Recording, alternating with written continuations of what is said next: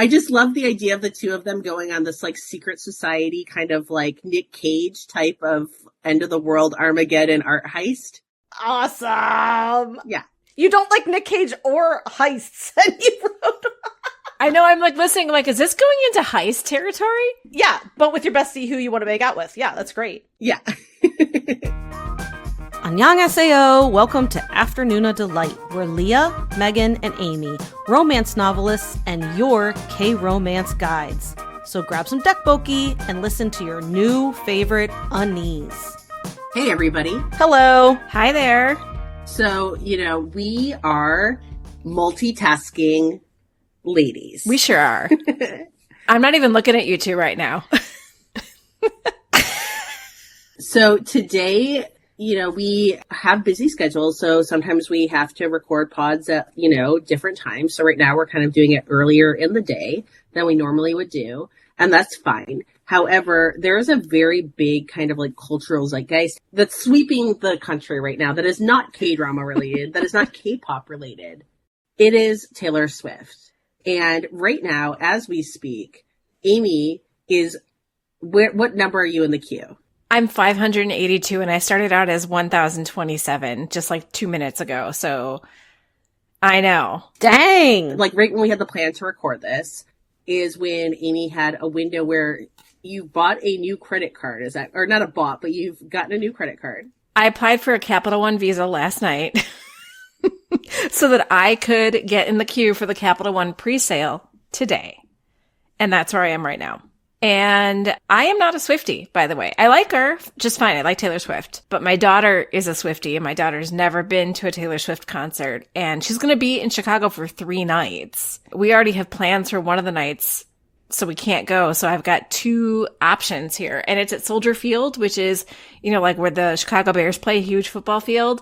And I know people who were in the verified fan presale yesterday who waited in line for hours only to get tickets behind the stage. Oh my God, I'm number 327. So, everybody like thoughts and prayers. Yeah. So we thought it would be fun because we're like, look, we've made plans to do the pod right now. And I think that it is fun to, go live with wacky stuff. So let's see if, while we are recording this, Amy's going to get lucky enough to get Taylor Swift tickets so we can celebrate for her daughter. Because you know what? I don't think any of us are Swifties. Is that correct? I mean, I appreciate Taylor. Of course. Yes. Same. I like Taylor, but I would not call myself a Swiftie. But we all know what it feels like to have banana fan experiences, correct?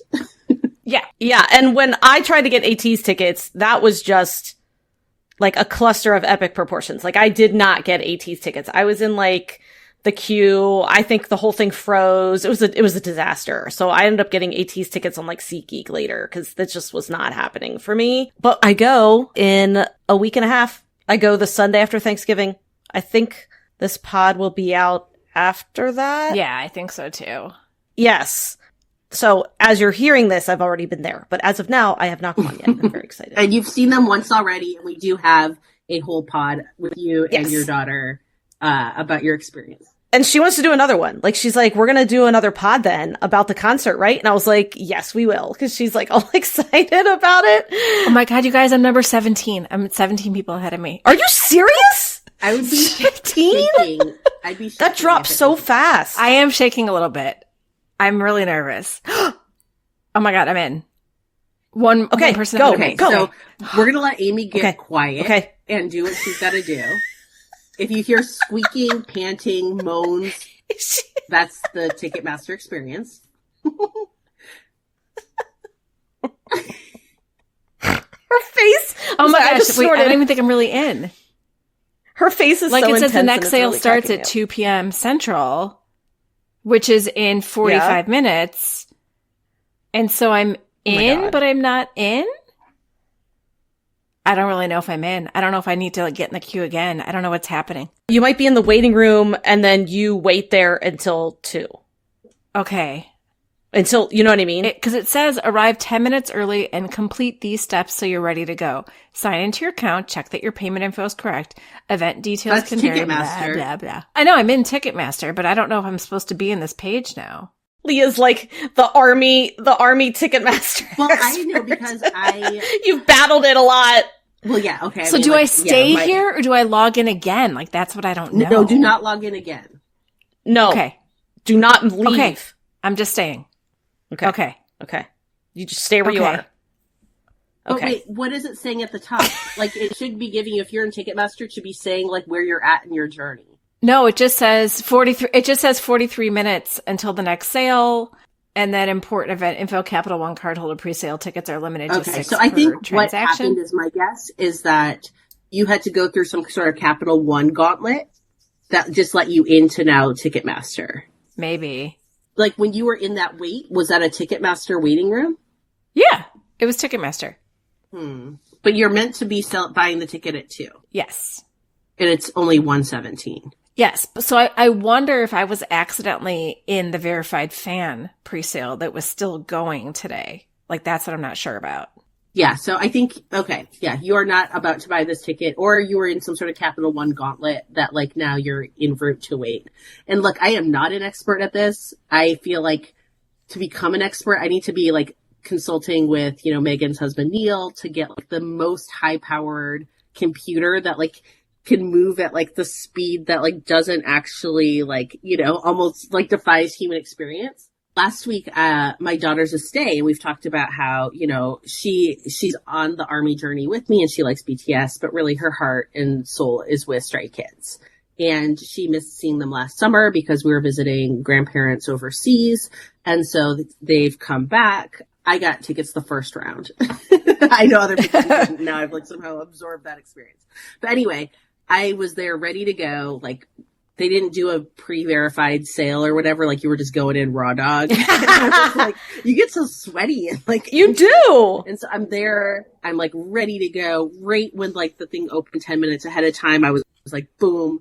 And it was like 2,000 plus wait, and I was like, okay, I'm just, like, in the wherever. And so it was like after, like, 40 minutes, I got down to where it was like, you're at 800, 500, 400. So, like, once you start to, like, get under that once you're out of that 2,000, like, you do start to drop pretty quickly. But then, like, that little box starts coming up that's like, tickets are running out. And I'm like, oh God, like, it's going to get sold out. And then I got in. But one thing that Ticketmaster does do, look, I'm not going to say anything complimentary, but one thing they do that's not horrible is, at least when they are letting you in for, like, what I experienced, it's not first come, first serve. They kind of open things up in these batches. And so I came through, like, 45 minutes into the sale when I got let in, but there were still, like, one-off floor seats. And there was, like, and I got us in the very big front of, like, the first balcony.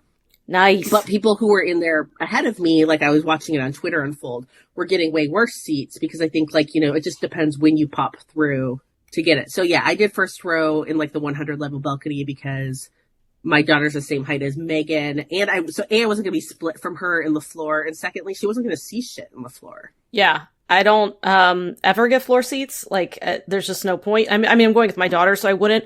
But even if I was just going, like, by myself or with a friend, I never would get floor seats. I can't see anything. Unless you're at the barricade and, like, sun's sweating on you. Yeah.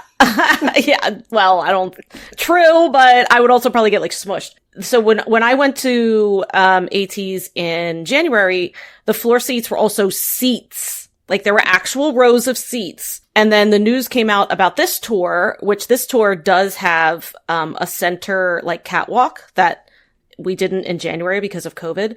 And so this tour is a center catwalk, and word is that the floor seats are not seats. Like, it's just standing room only. You just, like, yeah, it's like first come, first serve. So, like, whoever gets in is in and gets the front. And that sounds like a nightmare to me, and especially with my daughter. And but dangerous.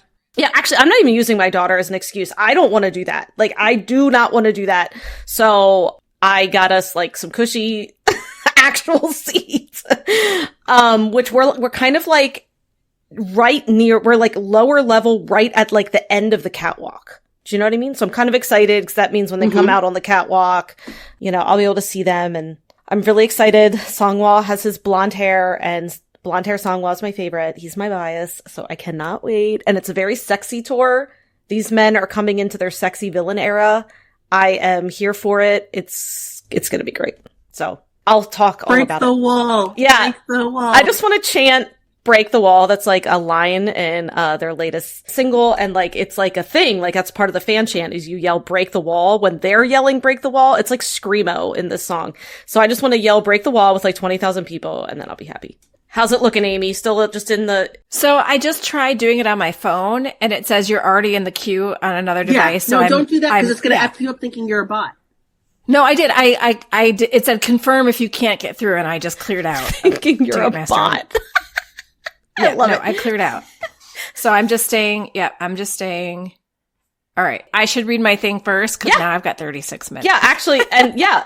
It's going to let you in probably 10 minutes ahead of time. You'll go into the waiting room. Yeah. Okay. Yeah.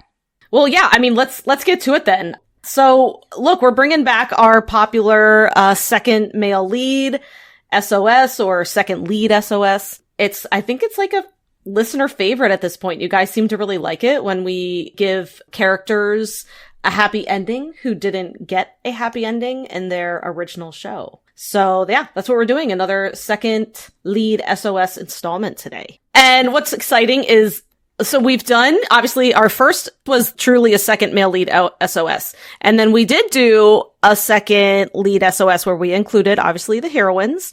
And now we do have a different one tonight because Amy is doing a second couple lead SOS. I am. So I will get to it because I need to get back to Ticketmaster. So I'm doing a combo SOS for Jun Kyung, played by Won Jian, and Suk Jun, played by Nam Tae-hoon from If You Wish Upon Me. Leah, you don't know these characters, but Megan and I really fell for them in the drama, and while we like where the drama ended for them, we could have watched a whole other drama of what happens to them after that ending. One where they might find happiness together, so that's what I'm attempting today. If you have not watched If You Wish Upon Me, this SOS shouldn't spoil much, but feel free to pause and come back if you don't want to know anything before you do watch it. So a little bit of background about these two characters. Jun Kyung and Suk Jun were both orphans at the same orphanage. Jun Kyung had some major abandonment issues and locked onto Gyo Rae, another orphan, and our hero, played by Ji Chang-wook, from a young age. This relationship grew so toxic that as young adults who could only make a living working for an abusive gangster, she saw their only way out as joint suicide, so it was pretty dark. Suk Jun was always jealous of Gyo Rae because he was secretly in love with Jun Kyung, and that made for a pretty violent relationship between all three. I won't go any further into If You Wish Upon Me because you should watch to see how this all plays out and how these people may or may not find their ways to healing at the end. But right now, I'm going to skip ahead. And I also do want to point out that Megan and I talk about this in our If You Wish Upon Me pod, which you will have access to before this one. If You Wish Upon Me, we loved and had some great emotions and, you know, we cried, we laughed, but it also does get pretty bonkers in the last few episodes. And so I kind of latched onto bonkers for this one. Yes. Yes. So here we go.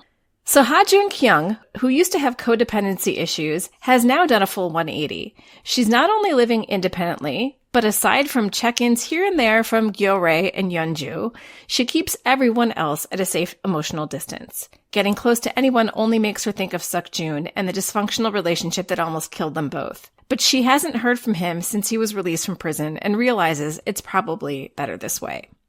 Jun Kyung's YouTube channel, or I think they called it MeTube. Is that what they called it in the drama? I think so. Something. Where she turned from cam girl to boxing workout girl has earned her some mild success. So much so that her therapist, because hell yeah, she's in therapy, introduces her to the owner of a boxing gym, Park Jung-hoo, who also happens to be retired Detective Park.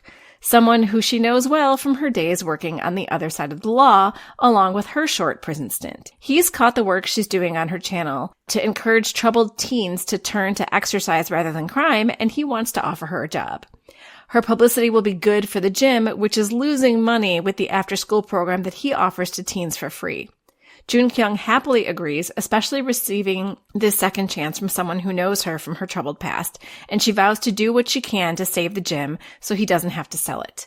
When her mere presence and publicity isn't enough to drum up more paying business, she suggests an MMA tournament to Detective Park, and he likes the idea, like a local junior tournament, especially since his police officer connections will make it easy enough for him to get a permit for the event. Jun Kyung gets to work publicizing the event on her channel and vetting prospective fighters. They'll be able to sell tickets to the live event and also to streamers who will watch virtually on her channel. This will be the boost the gym needs.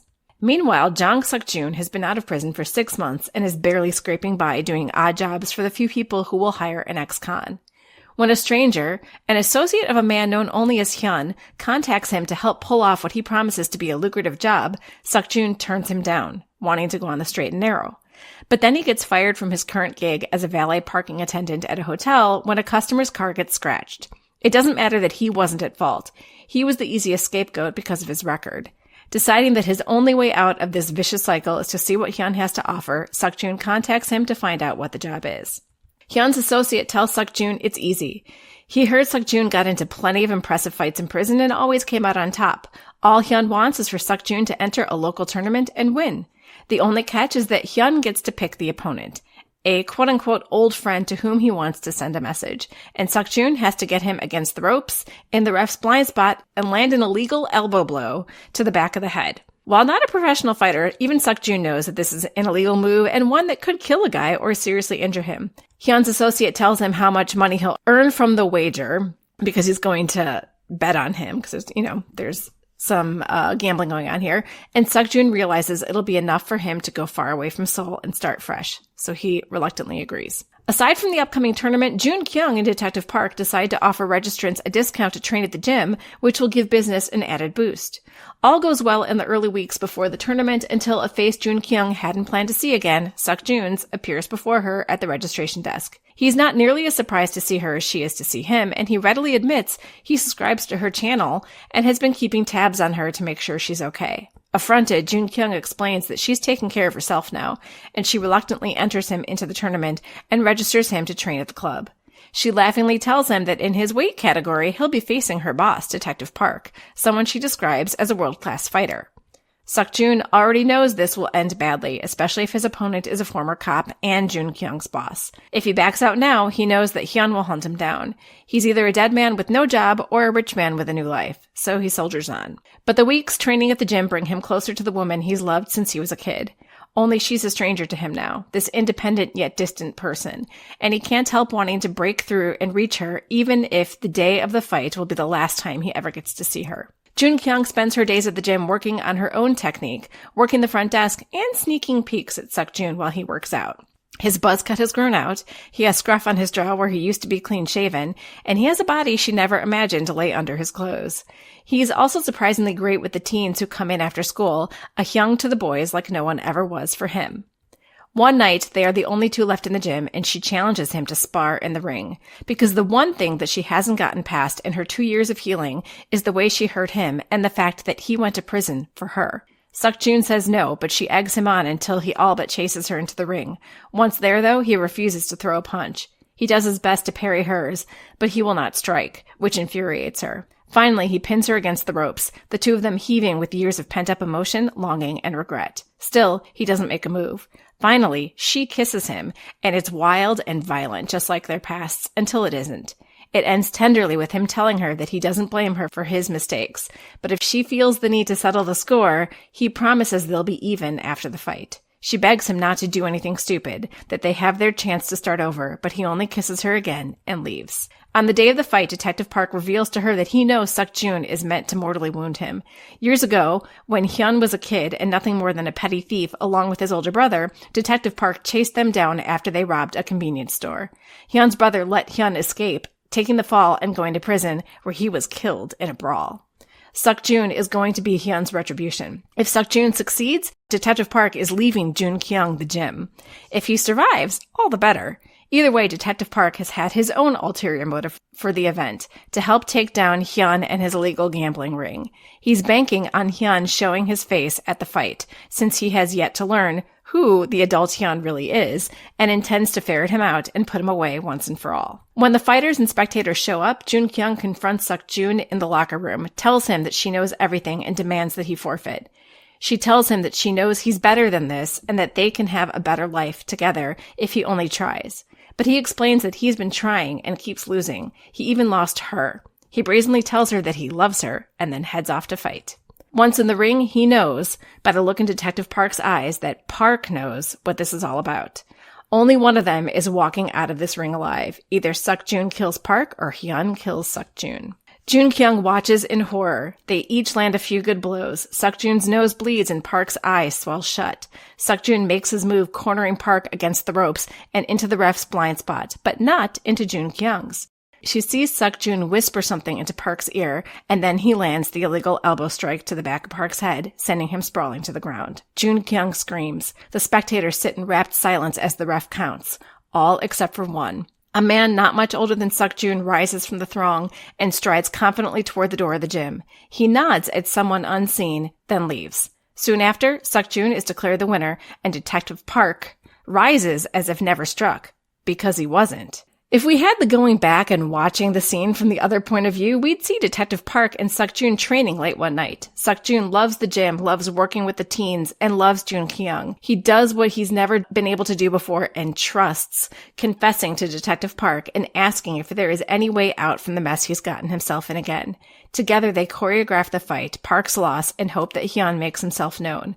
What they don't count on is Hyun planning to tie up loose ends by getting rid of Suk-Jun. The person he nodded at was the ref, who, after holding up Suk-Jun's hand as winner, pulls a knife from his pocket with his free hand. Suk-Jun sees nothing, and Detective Park can't get to the ref.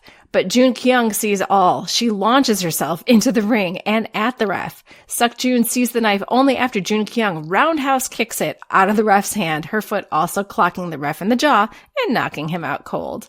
Detective Park springs out of the ring and chases after Hyun. Jun Kyung stares at a bewildered Suk-Jun, her fist raised and ready to strike. Threateningly, she tells him to never scare her like that again. Then she says, "Sarangae," drops her fist, and throws her arms around him as they kiss. I love it so much! It's so over the top, just like the drama. Ridiculous. I love it. I love it. I love it. I love it. I love it. I love but it. It made me feel like the end of the drama. Like, it's in the description of the podcast. Like, there is a full-on gang fight in a hospice. Full-on gang fight in a hospice. Yeah. How do we not have a romance taking place in an MMA fight, like, with a killer? I love it. I love it. I love it. I love it. It's so great. I would absolutely 100% watch that. I mean, obviously, my love for Fight for My Way shows through here a little bit, but, you know, I took a little bit of a different spin. Hey, a little bit of a different I love spin. Fight for My Way, too. So, yeah. Anyway, there you go. It's cute. And you know what? I can see Jun Kyung and Suk-Jun, like, I can see that, like, occurring. You know what I mean? I liked it for them.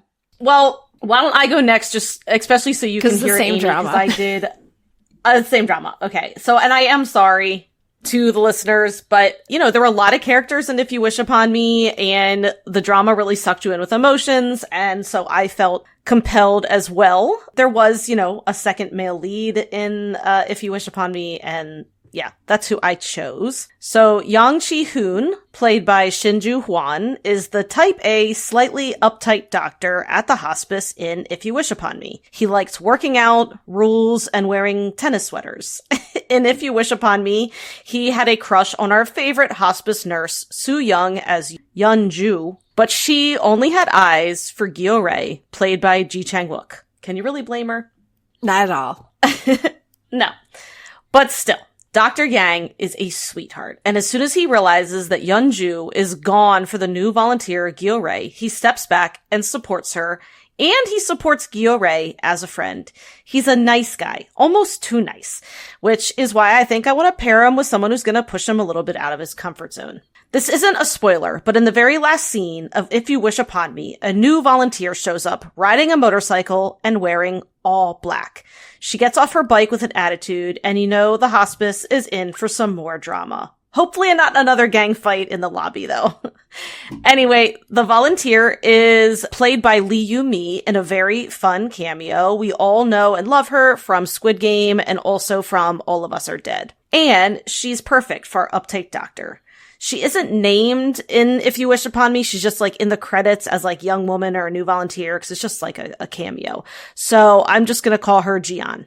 Gian doesn't want to be volunteering at the hospice, but she's on probation for a crime she absolutely does not regret, as it involves stealing a pack of abused animals from her neighbor. Still, it's a crime, and she's been told she must complete community service.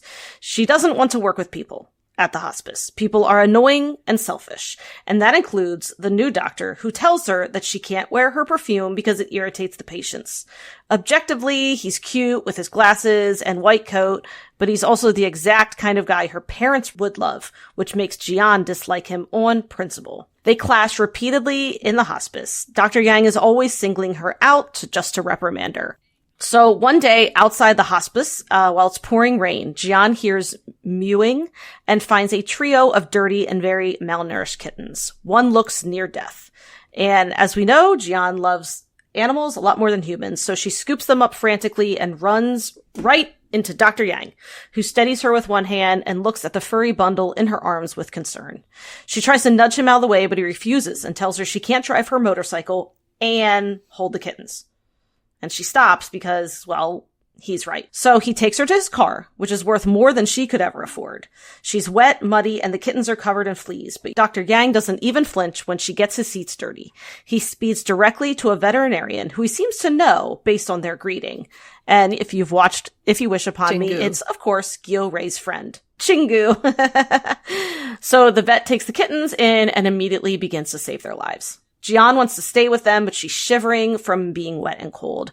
Dr. Yang insists he takes her home, and when she stumbles getting out of the car, he ruins his perfect clothes by carrying her into her tiny apartment. She's a little embarrassed at the state of her place, but Dr. Yang doesn't even flinch. As she showers, he makes her ramen, and then leaves her with a note that he'll check on the kittens. Gian ponders the note as she eats the ramen. Her parents, while they had money, were cold and neglectful. A nanny raised Gian along with her dog, who was her best friend. Gian responds to the neglect by rebelling, and didn't stop rebelling even when her parents cut her off and kicked her out. She doesn't mind her tiny apartment or her life, and has been content to keep her distance from people. But Dr. Yang is starting to thaw something inside of her.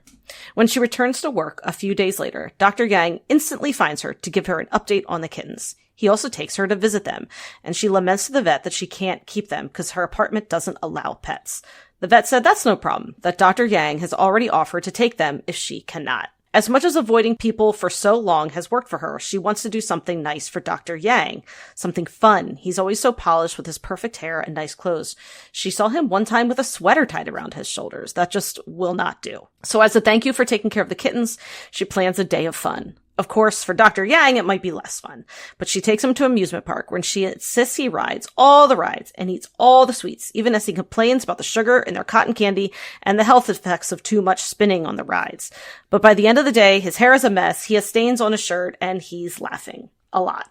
As for Dr. Yang, he can't believe this infuriating woman who pushed all his buttons has forced him to get a little messy, and the weird thing is he loves it. At work, Gian turns into a gold star volunteer. She's more patient, she smiles more, she helps more, and in her downtime, she visits Dr. Yang's home to visit the kittens. When her community service end date looms, she begins to realize she's no longer visiting Dr. Yang to see the kittens, she's visiting to see him. After her last day at the hospice, she decides to visit Dr. Yang's home one last time, to see the kittens, of course, but also him, except he's not there.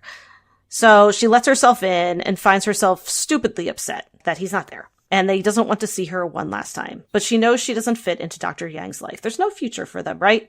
So she sniffles as she's petting a kitten and then notices a little note tucked into the kitten's collar. She takes it out and it reads, "Please don't leave me." And then Dr. Yang walks through the front door with flowers and a large hunk of cotton candy and asks her if they can date. They kiss, the end. Oh, that's so cute. I love him at the amusement park talking about the effects of spinning. He'd be like, this, I don't know. He would say like, this hurts your brain or something. I don't know. He would. Cute. He totally would. So I know it was like super, super sickly sweet. Oh, I love it. I love it. I was in a sweet mood. So it balances out my super, super over the top. Yeah. Yeah. And I had fun. I was in an animal mood. My kittens have been, ever since I came. No animals died. No animals died. Yeah. Ever since I came back from my conference, my cats have been like really, really like cuddly with me. I'm like, oh my God, they finally like me over my daughter. This is like great. Like my kitten right now is like in the corner of my room in a chair and it's really sweet. So yeah, I was just in like a kitten mood and I just like, I love any sort of like tough character who just like doesn't like humans, but is a total like goober for like a tiny helpless kitten is just my favorite thing. So that's awesome. I love it. Yeah. Save the cat, right?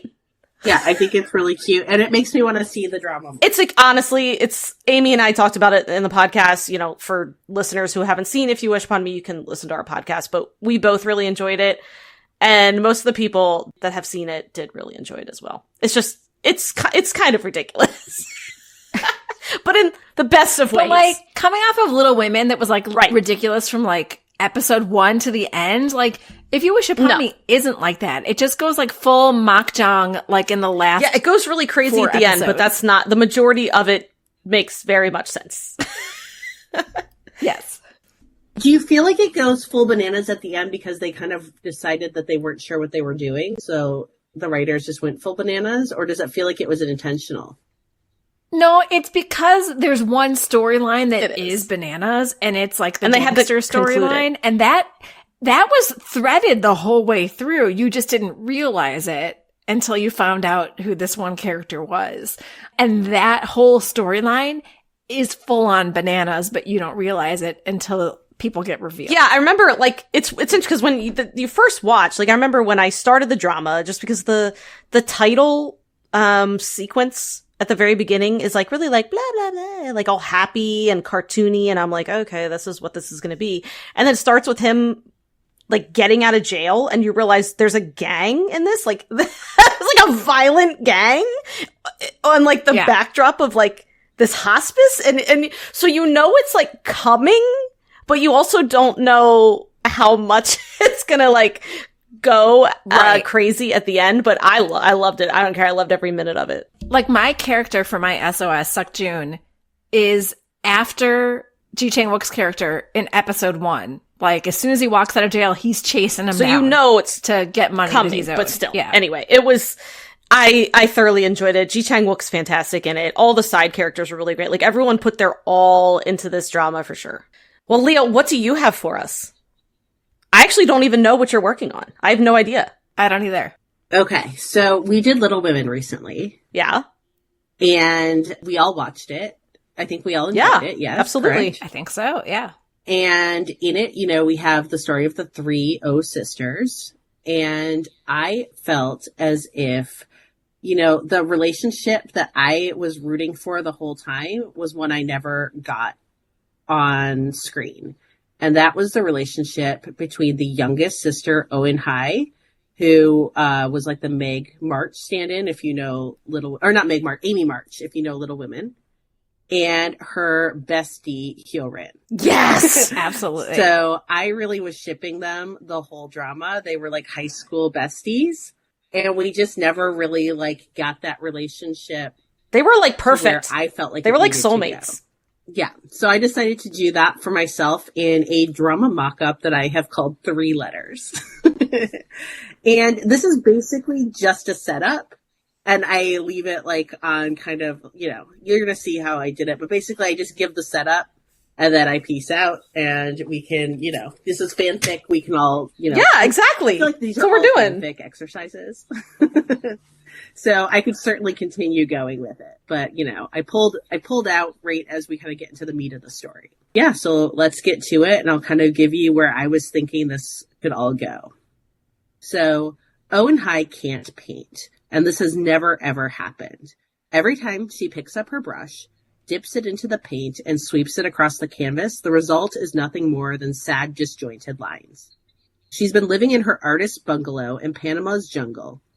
Except for the occasional letters with her sisters and the coming and goings of household staff who leave her meals or keep her home tidy, and a pet sloth she feeds mangoes, she's been alone. And maybe that's the problem. Her best friend, Hyo-rin, who'd fled from South Korea with her and has been the only person she's ever really truly loved and trusted in the world, has been gone for over a year. And so just to reassure both of you, Hyo-rin is not gone as in she received a mysterious blue orchid and subsequently yeeted herself off a building like her father. Nor did she liquefy herself in a pond of hydrochloric acid like her mother. The truth is far less dramatic. Hyo-rin left to pursue, well, what? This is the issue. Hyo-rin had decided she didn't know who she was without her parents controlling her life choices or living within In-hai's shadow. So one day she left, with nothing left behind but a letter saying she needed to figure out who she was to be worthy of someone like In-hai, whatever that means. So In-hai has been telling herself she doesn't mind. She has her art studio, she's got that sloth out in the tree, and she has enough embezzled money to be comfortable for the rest of her life. So then why over the last year, since Hyo-rin's absence, has her artistic inspiration dwindled away? Frustrated beyond measure, In-hai decides there's only one thing left to do. She's going to burn her art in a suitably dramatic fashion. Because look, she's the youngest in her family, she's always been a little spoiled, and right now she's just having a bit of a tantrum. So on a humid afternoon, she gathers all her canvases, paints, and brushes. And as she stands over them with a lit match, a mail carrier pulls up on the muddy jungle road and beeps the horn twice. Startled, In-hai drops the match, and the oils are up in flames. So, look, In-hai really was just kind of being dramatic, but instead she actually does burn the shit out of all of her art. And that's what she gets for indulging in the dramatic. Nothing but ashes. Maybe she's not so different than her horrible mother after all. Maybe it's time she finally reunites with her sisters and gives up on painting altogether. The concerned mail carrier, shaken by the young woman crying next to her burning art, gives her a single letter. It's a heavy, expensive cream envelope, and her name is written on the front in golden marker. But it's not the quality of the unexpected letter that flutters in In-hai's heart. It's the script. This is Hyo-rin's handwriting. Opening it up, she's half excited and half disappointed. There's no letter, no explanation or apology for why her best friend left. It's an invitation to attend the exclusive Hong Kong Arts Festival. And there's an address. Hong Kong, is that where Hyo-ri has been? In-hai is half tempted to throw the invite on the smoldering fire as well. Anger is just hitting her sharp in the gut. Who does Hyo-ri think she is? But that's the problem. In-hai knows exactly who Hyo-ri is, and she is wonderful. In-hai knows what a real sister relationship feels like, and Hyo-ri is different. From the way she's always spoken to her, to the way she's cared for her, to the way she's taken so much interest in her life, it was also vastly different from any relationship In-hai has ever known. Let's face it, In-hai's family is a mess, so she was never a girl that easily relied on other people. But she'd always known as an absolute fact that Hyo-ri was her go-to for any problem or issue at all. And it was nice having someone who would drop anything and go to the end of the world for you. They weren't sisters, and the friendship felt deeper and different. Because sometimes In-hai wakes up in the night and it's like she can smell Hyo-ri's perfume in her sheets or feel her hair under her fingers. And sometimes she's wondered what it would be like to kiss Hyo-ri. Maybe she's wondered about it more than sometimes. And maybe it's all she ever thinks about. And that is why she hasn't been able to paint or barely function since her friend left. In-hai is in Hong Kong within 48 hours. And she isn't telling her sisters about this decision.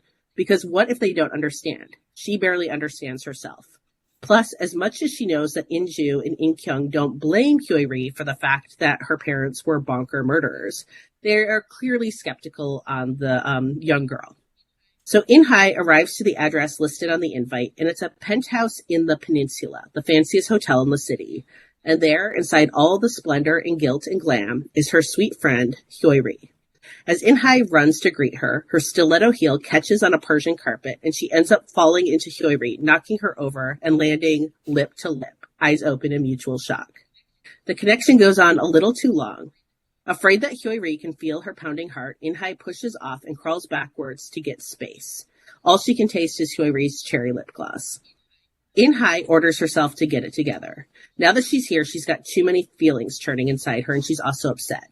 Why did Hyo-ri leave her without the word? Hyo-ri confesses that she wanted to find a way to be worthy of In-hai's affections and has become immersed in the world of art collecting with the goal of becoming a well-established curator who can propel In-hai to the fame she deserves. But something horrible has happened. One of the premier pieces in the upcoming Hong Kong Art Festival she's helping run has been stolen. It's a Renaissance masterpiece, and worse, Hyo-ri is being framed for the crime. Somehow, demons from her family's past have come back to haunt her. Hyo-ri needs the only person in the world she trusts to join her to solve the crime and clear her name. What comes next is a world of underground art deals and a secret society that believes in a coming Armageddon, and that clues to doomsday are hidden within the missing painting. But what Hyoiri doesn't know is that through all the coming chases, including a high-speed water taxi chase in Venice and a fistfight in Paris catacombs, is that In-hai has one last letter hidden in her purse. It's a love letter, and it's addressed to her. I love it. I'm screaming. I love it. What are you talking about? Seriously, You're like, awesome. I'm not happy with that. What are you talking about? Well, I felt like I just did like the setup. Oh, that was It's so fun, good. though. It's super fun. I would totally read the rest of that. There are no rules to Second Lead SOS. Yeah. I just love the idea of the two of them going on this like my God. secret society kind of like Nick Cage type of end of the world Which I think is Armageddon. hilarious. Awesome. that you went You there, don't like but I Nick love Cage it. or heists. And you wrote I know. I'm like listening. I'm like, is this going into heist territory? Yeah, but with your bestie who you want to make out with. Yeah, that's great. Yeah. Totally. I love it. I love it so much. Bit of like Da Vinci Code mixed in. Well, I know what I don't love is that I got kicked out of the queue and had to rejoin. Ugh. So where are you now? Now I'm in the waiting room. So I think that I was there too early, that it was like connected to the last sale, because now it says I'm in the waiting room. Okay. And now it's giving like Capital One direction. So before, I think that I was not in the right place. Okay. So you're in the right place now. I know, but I'm nervous. So it's opening up in 5 minutes. Yes. You know what? While you're waiting, because I think that we are not, we're not going to cut out yet. I think, this has been a bit quick. And I think that, I want listeners to come through this whole experience knowing the cliffhanger. If you Well, it's going to be so sad if I don't, though. I know. I know. Don't think like I know. that. Manifesting. Well, I'm gonna get him. actually- My daughter's gonna think I'm her hero. Like, it's gonna be amazing. Well, I do have a story while you're doing that. Is that okay, Leah? Or did you have something you wanted to say? You can tell your story, and then I have I just want to, I've got some K-drama questions, but let's hear Okay, your but story. I might piece out of your story in a minute to focus. That's fine. Well, you've heard the story. On my other tab. I want to tell a story that you guys have already heard, but I really need the listeners to know. And I feel like it's related to the SOS because it's hard to write. Okay? And so I had this conversation with my husband, Neil, and we do love Neil on the pod, but sometimes he just doesn't relate to me well. So he was watching House of the Dragon. I have not watched it. Leah has. And he loved Game of Thrones and he loves House of the Dragon, but other than that, he doesn't watch anything fantasy related. Anything. He mostly watches like political thrillers and reads nonfiction books. Okay. So, I don't even know if he's ever read a fiction book in his life. So I have read the Game of Thrones books, all the ones that are currently out. I have read them. It's been a while, but I read them. And so he's watching House of Dragon. He comes to me one time while I'm making dinner and he says, so George R.R. Martin created this like whole family tree. Like, when do the books start? And I was like, the books start the same place that the show does. And he's like, but there's this like whole history. And I said, I know he created a whole history and he refers to the history, but like the books take place the same time as Game of Thrones does. Like this House of the Dragon is like, it's in the books kind of. It's a prequel, but it's a prequel, but it's in the Yeah. books. It's not just in the books in the present, if that makes sense. And he's like, but there's this like whole family tree and like he just created this whole history. And he's like, that's just amazing. And I go, yeah, it is. George R. R. Martin is one of a kind, for sure. And I said, but that's what fantasy authors do. Like, that's what they all do. Like, they all have, like, histories and family trees that take place before their books start. It's like it's like world building. And he looks at me and he goes, Sure, and so does any family saga worth its salt. And again, as Leah said, our son is named after a family saga. Our son is named after the Thornbirds, if anyone's read that. Anyway, and so I said, that's just what fantasy, that's what all authors do, but that's what fantasy authors do, especially. And he's like, but that's so much work. And I just look at him and I go, what the fuck do you think I do all day? What do you think I do? I said, look, I write alien romance and I also have an entire history of the planet that takes place before my books start. Like, honestly, what do you think writing is? And he's just like, but, and I was like, stop, because now I'm offended. And you're digging yourself a hole, and now I'm pissed. And I was honestly a little mad, because I was like, am I overreacting? But like, I'm a little pissed that he thinks it's like, what, fucking easy to write a book? And I complained to you guys. I got on Slack and I was like, I need to bitch about Neil. And it's not like you're new. You've been doing this for a decade. Yeah. And he's just now taking note of writing is hard. Waving the finger to Neil. And I think and I think one of the funniest comment was Leah's like, read a book with a map in it, Neil. I was like, right? Has he never read a book with a map in it? Has he heard of Lord of the Rings? I mean, we watched all the Lord of the Rings movies, but he's never read them. So he has no idea that, I don't know if he thought that wasn't really in the books. The whole history of, the Ents and all that stuff. Did he not think that wasn't written? It was all written. Oh, I could have killed him. Get him the Silmarillion for his birthday.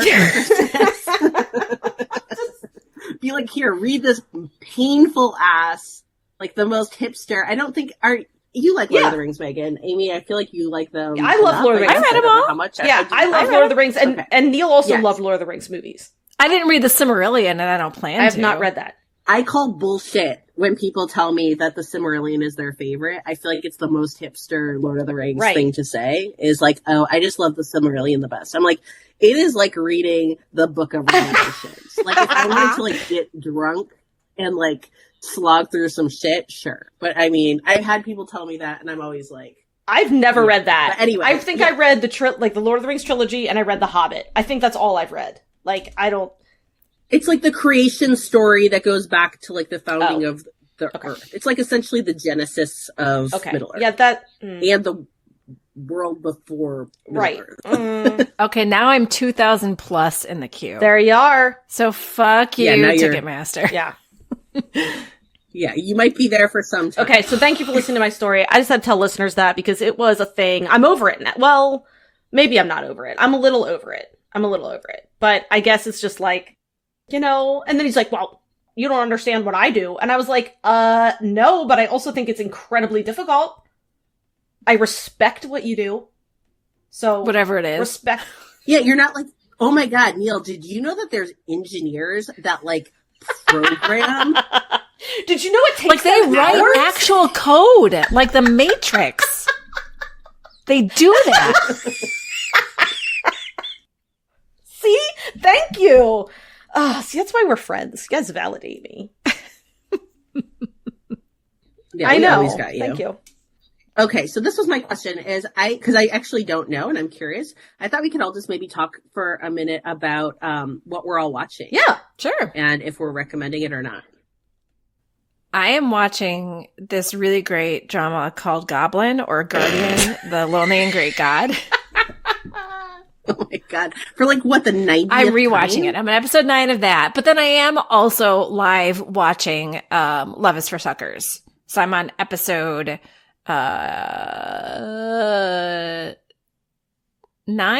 or 10 of Love is for Suckers. I don't know. I'm not in the one that just came out today. I'm in the one right before it. So yeah, so I'm live watching Love is for Suckers, which is hard to do when you've been binging your top most very favorite drama. It's hard to then go to one that's not your top most very favorite drama. Although I'm definitely having some feelings about Love is for Suckers that I don't want to talk about right now because I hope that we'll talk about it on the pod. But I'm having some strong feelings.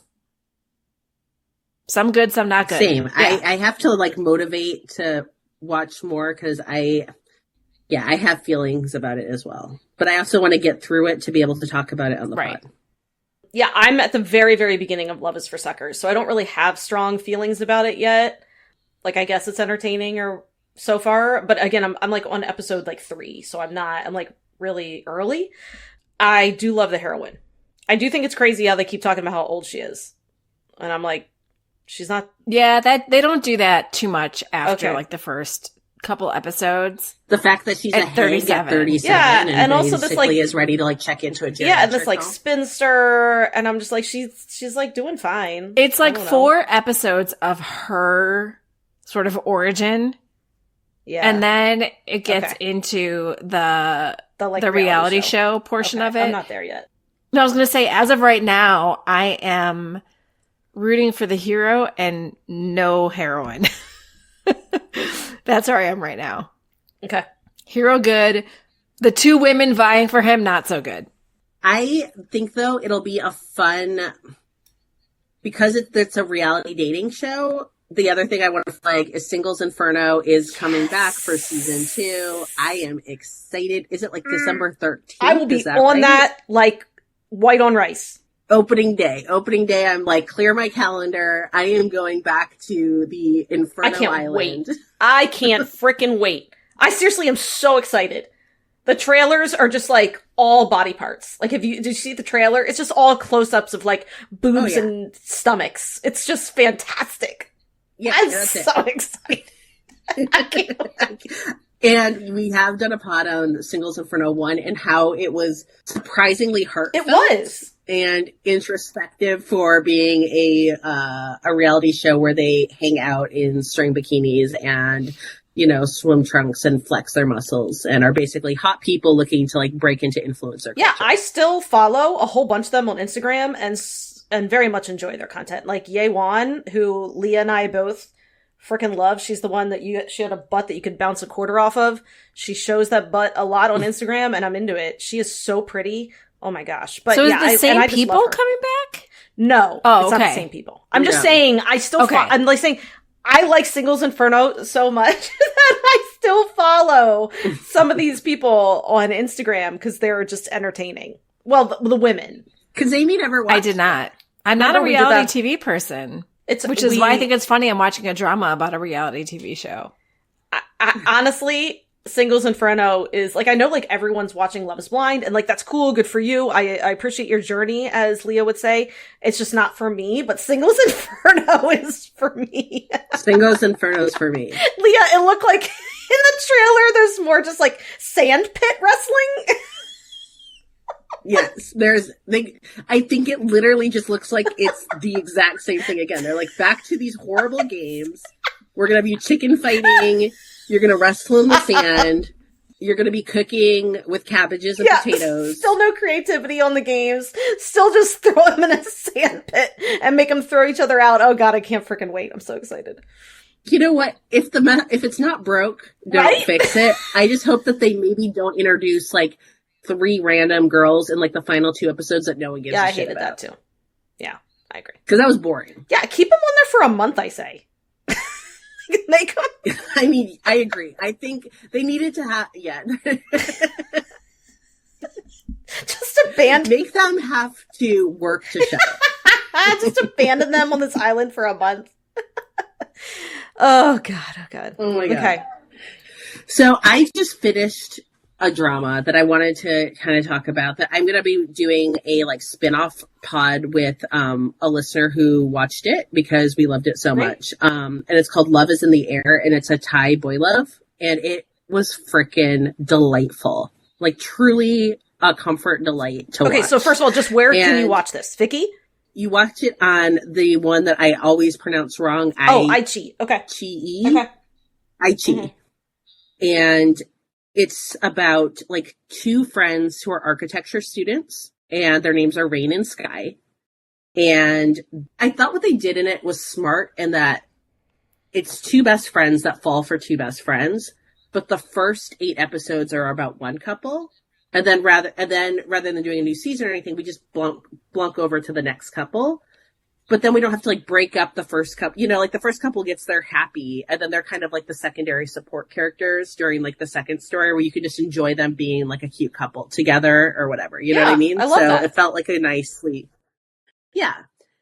The thing about it that is also funny is that so the main character, who is one of the main leads, Pipayu, he is an architect student god, like senior graduate, who like also is working, I guess, as a professional architect. And that he also is a custom motorcycle builder for the underground of Thai society. Yes, of course he is. And then his best friend is the champion motorcycle racer. Fun. And I am not into motorcycles. But I will say that for a BL, so this is not semantic error where they're going to like kiss once against a wall. This is like, it is spicy with a capital S, but in a way that doesn't feel just like gratuitously sexy. It feels like a sweet, intentional sexy.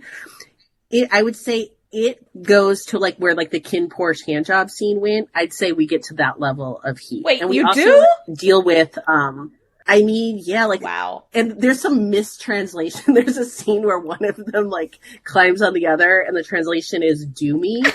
He's not saying do me. And fans who speak Thai were like, that is not what he Oh, that's funny. Anyway, so I just wanted to give that a plug. We're going to do like a recap on that because it was really adorable and fun. And then I'm watching Curtain Call right now. I'm on, I think, episode 5 with that. And look, this is Kang Ha-neul. Everyone knows I love Kang Ha-neul. Kang Ha-neul has also been a bit of a challenge for me because he was in the horrifically bad pirate movie where he was great, but it was bad. I remember zero plot from that movie. Nothing. Remember when I just know he had a perm. That's all I know. Remember when like the penguins just like kind of came to life? Like they were like anthropomorphic. Oh my god, I forgot about the penguins even. The murdering penguins. Out of nowhere, all of a sudden we have like CGI penguins. That was a fever dream of a movie watch.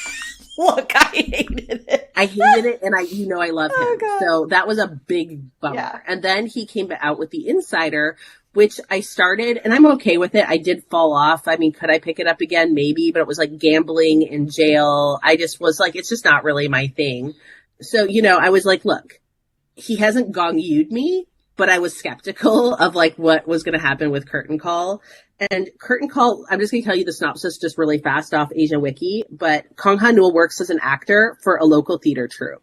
And even though he comes from a poor background, he is bright and optimistic, and he has high self-esteem. That's what Asian Wiki says.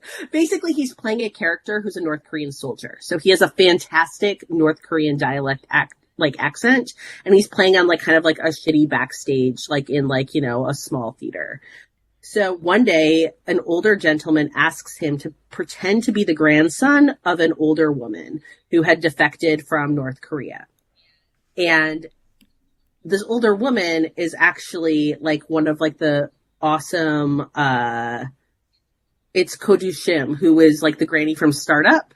Aww. The granny, or the mom from When the Camellia Blooms. Like she's in like all the things. She was separated from her husband and son when the war happened through like a series of unfortunate events. Like it was like a war torn thing. And she came to the South and she founded essentially like a hotel empire. So she is wealthy beyond measure. She did remarry and she has 3 grandchildren. So this is Anastasia. This is what it sounds like. It's Anastasia. The story. Yeah, I think actually that could be a very good comp to what this is.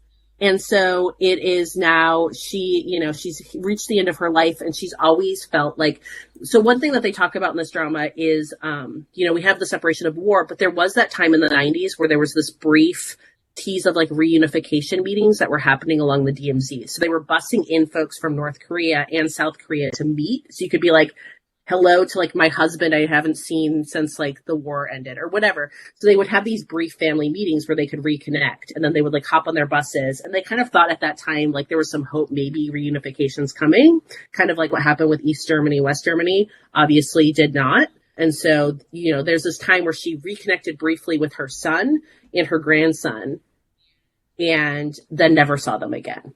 And so she's kind of haunted by this like pinky promise she made to her grandson of like, we'll see each other again.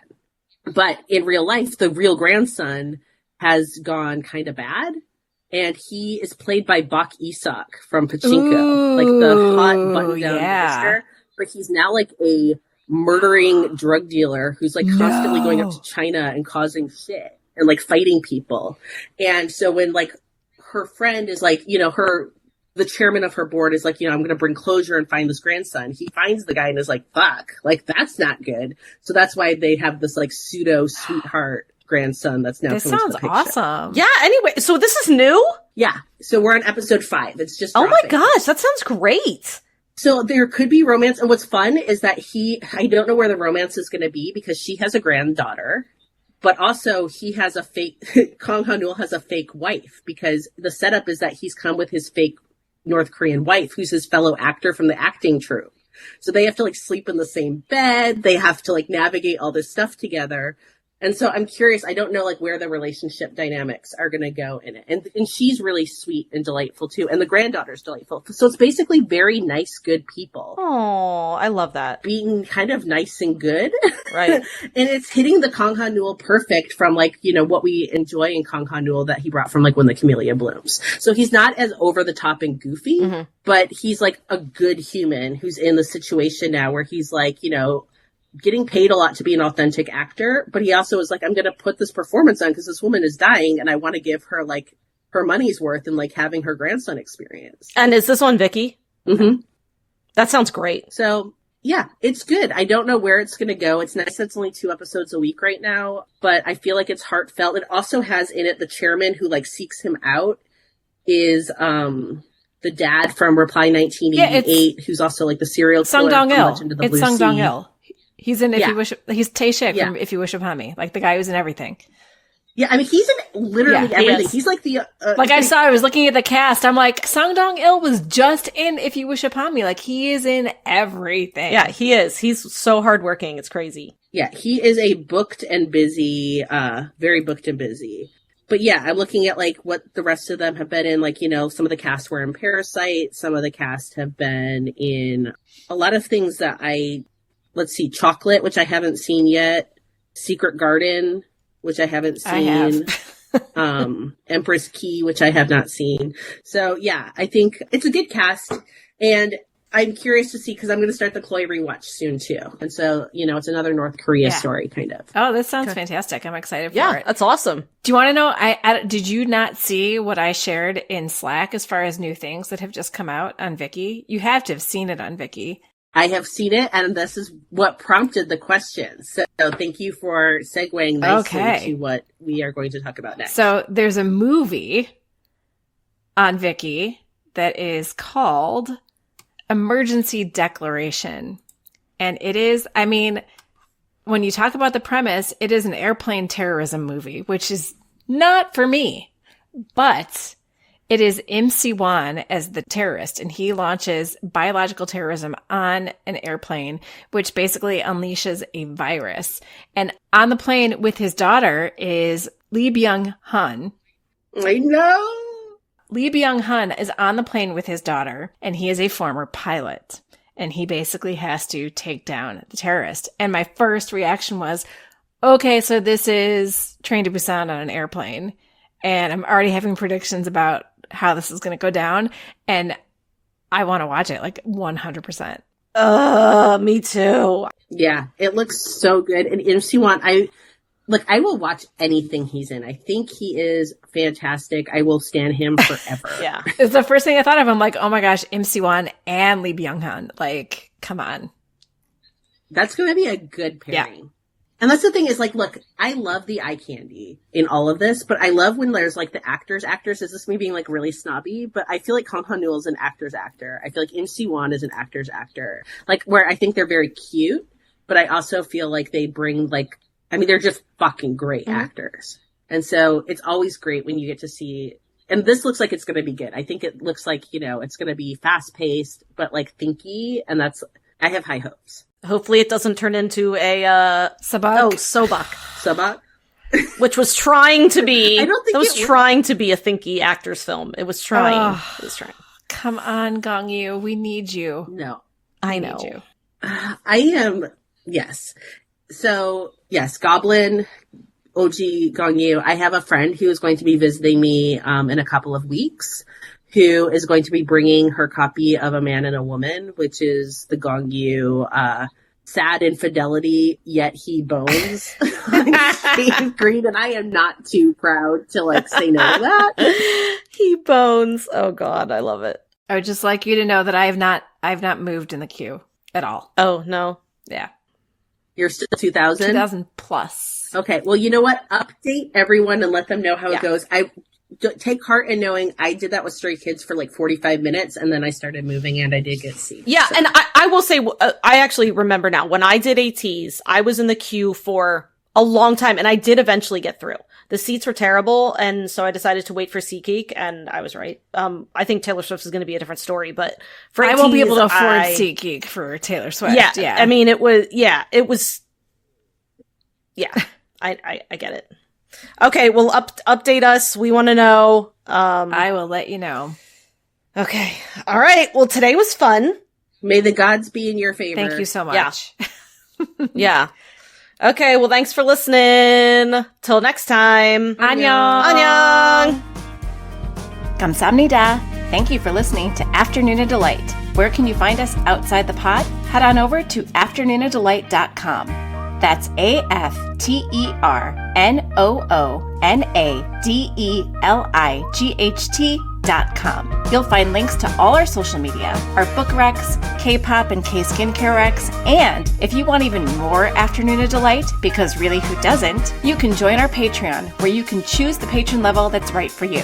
Join in daily K-drama conversations, listen to bonus podcast episodes just for patrons, and participate in our monthly live K-drama support group via Zoom. We can't wait for you to be a part of the community. Until next time, annyeong!